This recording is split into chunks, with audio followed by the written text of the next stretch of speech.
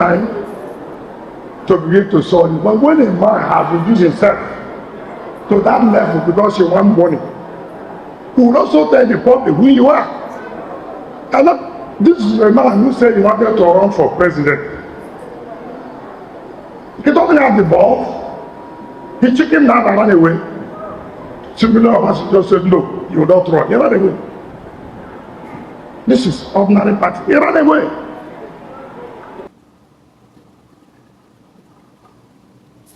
Welcome to my channel, where we discuss everything and all things politics, economy, and development in Nigeria and around the world.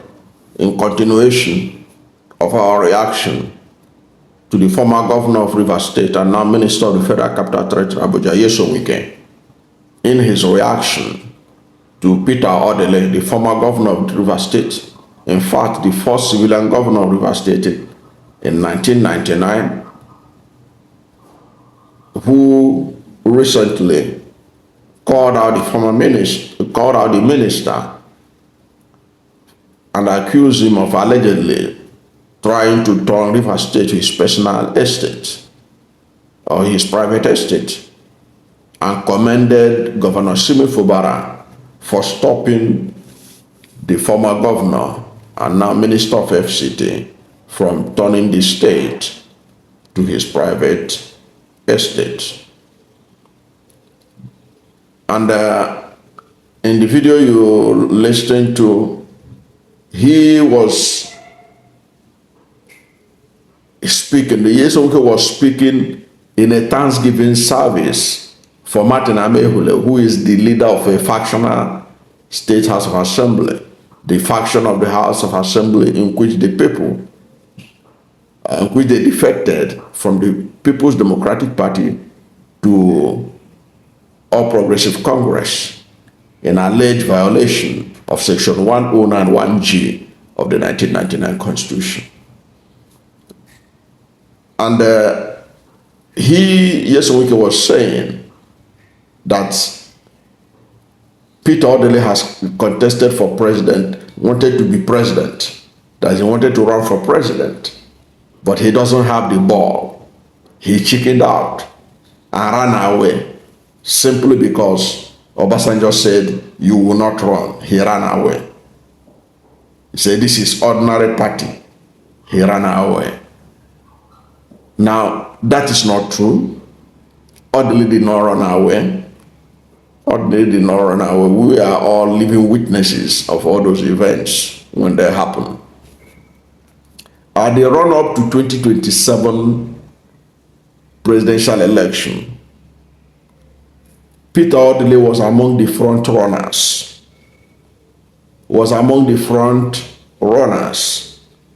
to become the presidential candidate of the People's Democratic Party. He was a major player. And there were strong indications that if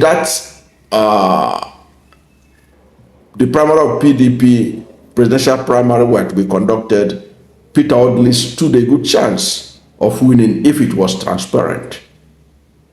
But Obasanjo had other ideas. Don't forget, Obasanjo was the incumbent president. He was not only the incumbent president, he was the leader of the People's Democratic Party.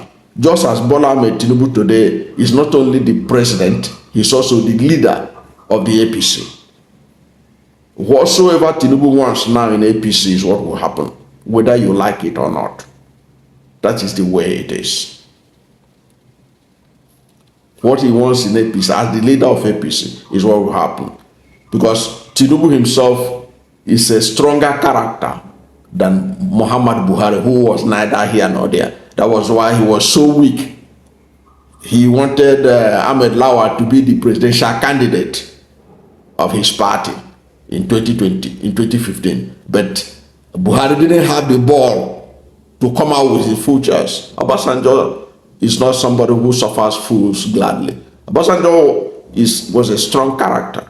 What he wants is what he will be. Imagine if it was Obasanjo that wanted Ahmed Lawal to be the presidential candidate of APC. There's no Tinubu that could be able to upstage that. But that was Buhari, who was not a strong leader in that perspective. So Obasanjo was a strong leader. Obasanjo was the leader of the party. And Obasanjo, after 8 years of his being in power, was also looking at balancing the equation. He was president for 8 years. Even some of us will look at it after 8 years of Obasanjo. Is it really fair for a Southerner to become another president? Okay. And there were stories being told that Obasanjo didn't mind.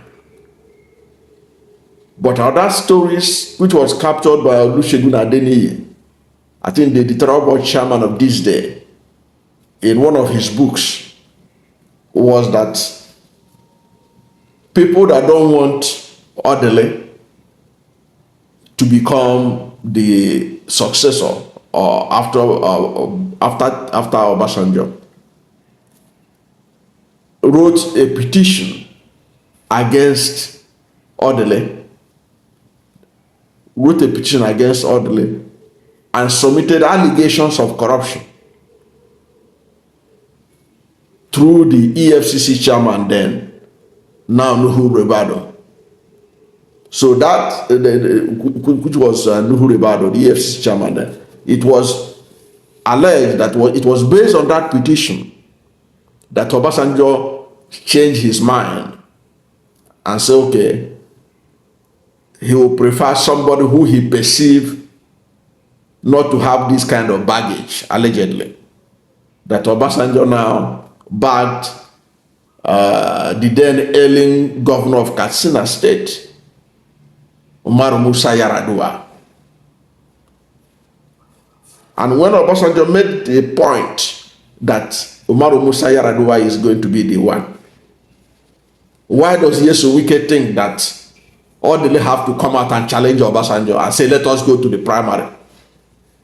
Of what purpose would that serve? What purpose? It shows that Odili has emotional intelligence. He knows that he can't go any further. The leader of the party and the president and commander-in-chief of the armed forces, who was the leader of the party at that time, has made up his mind, say, this is where everybody should flow. So Nyesom Wike expect him to challenge Obasanjo and run in the same party. Of course, he could have run if he wanted to, but what is the point? It will just waste Rivers State's money because he won't go nowhere. Because Obasanjo had all the aces about what will happen in that presidential, but it will have been full-headed of Odili to now still go ahead that he want to contest, even with the allegation that were flowing around that EFCC brought some file against him. It doesn't really make sense. So Odili did not run away as a coward. No, he was emotionally intelligent and know that no, there's no point going further. And that also saved the resources of Rivers, because we know that most Rivers State governors who had ventured for presidency, they were not billionaires like Aliko Dangote. There is no way they will run these things without the money of Rivers State getting involved one way or the other. So by moving away, he saved Rivers State's resources. So he was not a coward. He didn't run away. It doesn't mean that he has a ball. It's not true that he doesn't have the ball. No. Nyesom Wike that he's talking. The other day when the national chairman of Zenith Labour Party, Nwanyanwu, addressed a press conference and said that Nyesom Wike is planning to run against Tinubu. Didn't Nyesom Wike do everything possible to counter that so that Tinubu doesn't get angry with him? Didn't he do everything? After all, he's not in the same party with Nyesom Wike. He's not in the same party with Tinubu. Tinubu is APC. Nyesom Wike is still in PDP. And Dan Nwanyanwu, the national chairman of Zenith Labour Party, addressed a press conference and said that Nyesom Wike is planning to run in 2027 against Tinubu. Nyesom Wike didn't like it. But Nyesom Wike didn't like it. Why? Since he had ball, why didn't he come out with his full chest and say, I will run? And why can't he run? What is stopping Wike now from running? But already he's campaigning for Tinubu 2027. As somebody who has the ball, why don't he come out with his full chest and say, I will challenge Tinubu in 2027? So it's easier said than done on some of these things.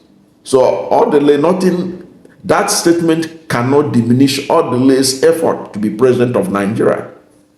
Odili was eminently qualified.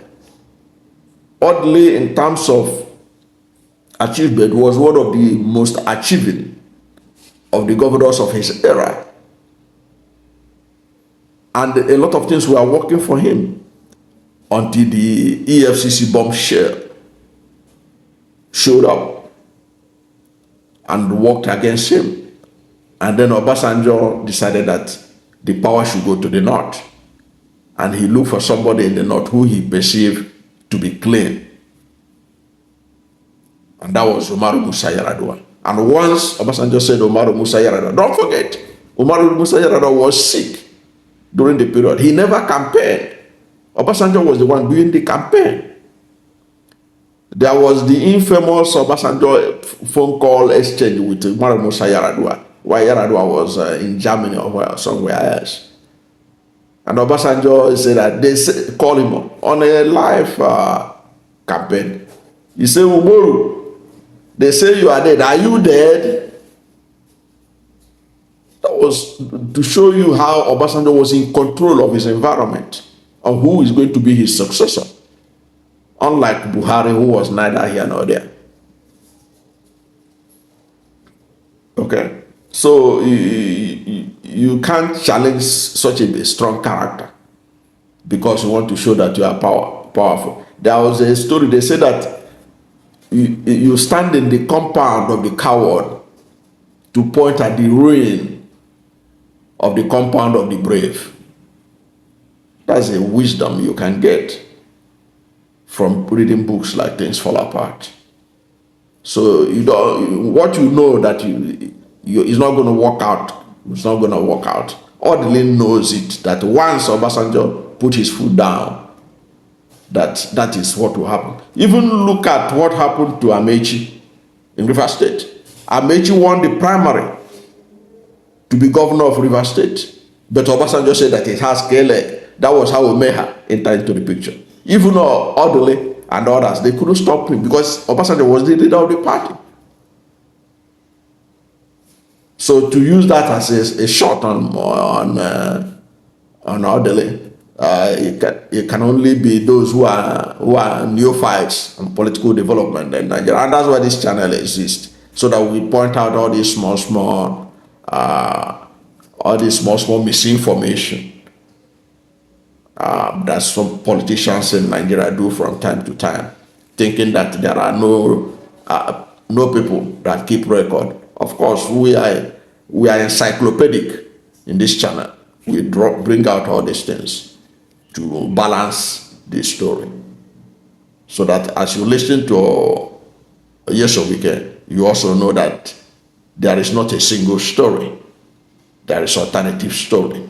You have to balance the story to make a sense. So what do you think about Nyesom Wike challenging Peter Odili that he doesn't have the ball, that he wanted to run for president, and when Obasanjo told him that he cannot run, he chickened out? What do you think that he could have done? How do you think that Peter Odili could have done? How could he have outmaneuver, outstage the leader of his party, Chief Olusegun Obasanjo, a very strong character like that? And in any case, even Nyesom Wike that has ball, can he contest in 2027 against Tinubu as Dan Wanyam, the national chairman of Senate Labour Party, alleged? And Nyesom Wike and his supporters, they were not happy when Dan Wanyam brought up that allegation. Since they have ball, why don't they challenge Tinubu in 2027? as Dan Wanyamu alleged. What is your take about this particular point that Nyesom Wike raised in his reaction to Peter Odili, who accused him of trying to turn Rivers State to his private estate? Let's hear from you at the comment section. Thank you for watching this video. And if you are new to my channel, you have not yet subscribed to my channel, please subscribe to my channel, hit the subscription button, hit the notification bell. When you subscribe to my channel and hit the notification bell, anytime I have a new video, you'll be among the first to know. God bless you. And please don't forget to like this video, because when you like it, God will rank it high and recommend it for more people. Thank you, and God bless you and yours.